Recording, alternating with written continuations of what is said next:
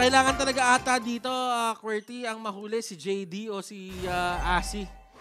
Kasi parang si Larbs, pwede mo muna siyang iwan eh. Kasi yung sustain. But then again, it's a nice try para sa side ng RSGM. Although sabihin na natin kasi kanina doon may torre pa. So hindi lang yung hero yung kalaban mo, may torre ka pang nilabanan. So kailangan nila mag-ingat sa mga next na engagements nila. At si JD dito, nagkakatitigan sila. At si Ukir ay nagpapakita. At binigyan lang nila ng confirmation na may tao nga doon. 3x dito tinalunan ng mga puncture at ng isang Thorned Rose. Pero sabi naman nila, hindi na natin kailangan masyado makipag-away kasi kahit papano, nabalik na natin yung mensahe sa kanila. Kanina pa nila tayo pinapadala ng mga kung ano-anong messages na kaya nila tayo tumbayin, kaya nila tayong 2-0. Pero sinabi natin, hindi. So ngayon, nag-iingat na din dito yung mga member ng side ng RSG Mista. Nakikita mo naman ang ganda ng pagkakaset up. Pero yung mga initiators yung sa likod, nahawakan na bigla. And si 1-6, nabigyan! Penalty zone! Napakaganda ng salba! Oy! Nabuhay pa si 1-6 doon! Bakit ganun dito sa lakon to? Kung sino yung nag-initiate, siya yung talo. Kaya nga, hindi ko na rin ma-explain. At ito, meron pang nasipa sipa! pa! O, yun, binigyan pa. Thorned Rose, lahat-lahat na, makapag-mortal coil pa alis yan. Kasi kilala naman natin na isang Marquis. Kasi si Nerves, yung nabigyan ng isang Thorned Rose, lumalaban siya, sinusubukan niya i-clear yung wave. Tumalo na sila 1-6, another penalty zone. Wow!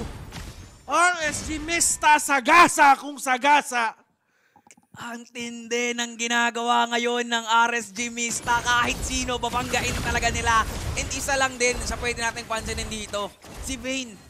Men, hindi ko alam kung ang nakatulong sa kanya yung Brave Smite para mabuhay doon.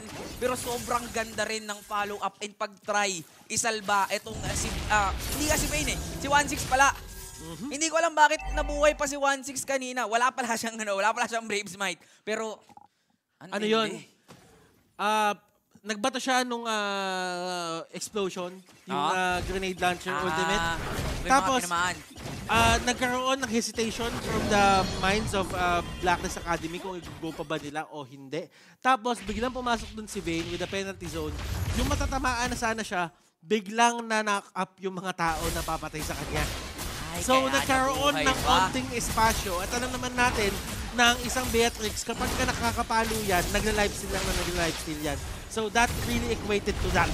Matik yan. At ngayon, kailangan ng Blacklist Academy humanap na naman ng way kung paano sila babawi. Pero kailangan muna nilang depensahan yung base nila kasi marami na ring Mega Minions. At minamata ngayon ng RSG Mista yung bandang ibaba. Asi doon. Medyo nagiging maingat na rin talaga sila. Pero let's look out for X-Nova.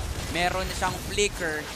Pero ang tanong, pipilit kaya nila o natuto na sila kanina? Ano ba kasi pinakamas maganda? Ang way na pagbawi ng BLA? O yung way of the dragon ng isang show at may nahatak na isa doon? Nahuli nila agad si Vayne.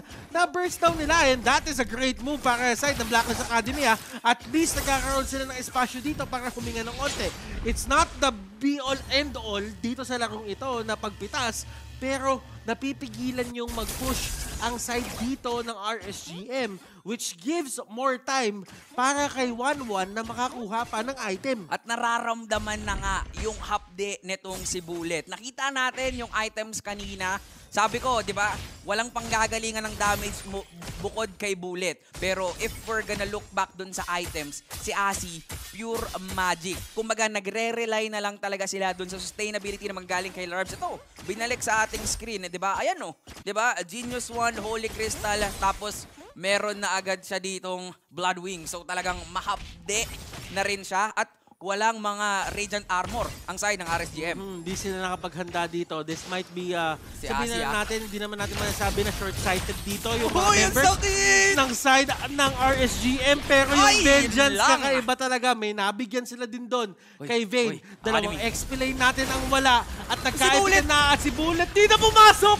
Nahuli si 1-6! Gumamit ng Wind of Nature. At kita na sila dito sila X-Nova and the others. Tinatry nilang kahit papano. Si Dre Scofield kumuha pa ng mga kills, pero si Dre Scofield, hindi nila pinapawi! Ang call na ngayon sa nasabi ng Dre Scofield, huwag niyo papawin! Huwag niyo papawin! Ako na to eh! Ako na to! Nawala na minion! Nawala na minion, Dre!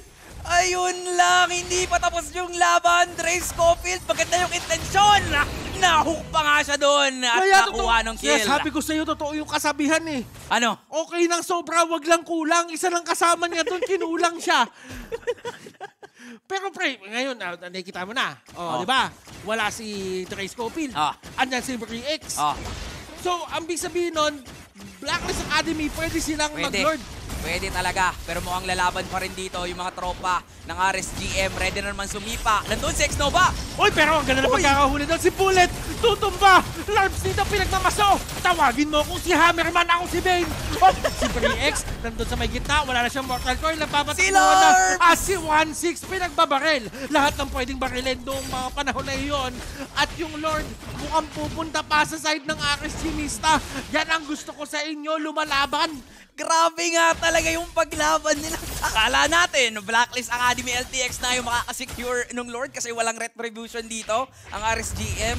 But then again, it will all boil down para dito sa mga setup ni Xnova and even si Vayne. Look at Vayne giving vision na dito para talagang sure ball secured yung Lord na to. Medyo nakakakaba yung nakikita natin dito sa laban na akala natin Blacklist Academy na yung may tsansang bumawi. Pero wala eh. Kinapos talaga dito. Kinapos. And sinasabi natin, mas okay na sobra, wag lang kulang. Pero sa panahon na yon, kulang na kulang talaga. Dahil isa lang yung kanyang minion na kasama. At nakikita naman natin dito na even though Bullet is at lock item, QWERTY, hindi pa rin naman ibig sabihin nun na ano siya eh, immortal siya eh. Oo. Pinapakita lang dito ng RSGM na may paraan at may paraan pa rin para talagang ma-burst down siya. Even if may needles and flowers ka, ayan na nga. hindi pa rin sila natatakot eh.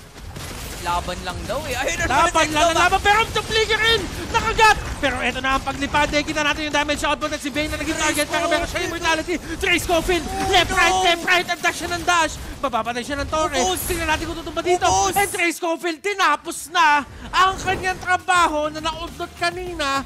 Make it a sweep for the side of RSGMista.